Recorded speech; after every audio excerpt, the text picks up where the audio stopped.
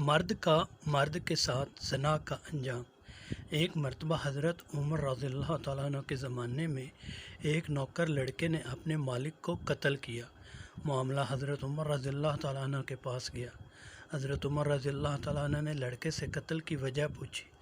لڑکے نے کہا، اس نے میرے ساتھ زیادتی کی ہے۔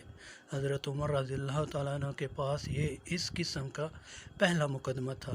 حضرت عمر رضی اللہ تعالیٰ عنہ نے کیس حضرت علی رضی اللہ تعالیٰ عنہ کے پاس بھیجا۔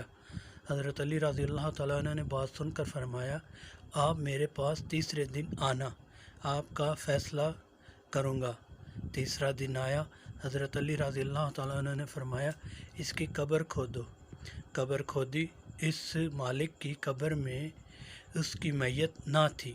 حضرت علی رضی اللہ تعالیٰ عنہ نے فرمایا، لڑکا سچا ہے، کیونکہ نبی پاک صلی اللہ علیہ وسلم کا فرمان اقدس ہے، جو مرد کے ساتھ بدفعلی کرتے ہیں، اللہ اس کو تیسرے دن قبر سے اٹھا کر لوط کی قوم میں ڈال دیتا ہے۔ اللہ ہم سب کو اس لعنت سے محفوظ رکھے، آمین۔ اس میں بات قابل غور فعل اور مفعول دونوں کے لیے یہ سخت وعید ہے۔ اللہ ہم سب کو محفوظ رکھے، آمین۔ اللہ پاک ہمیں نیک کام کرنے کی سعادت عطا فرمائے۔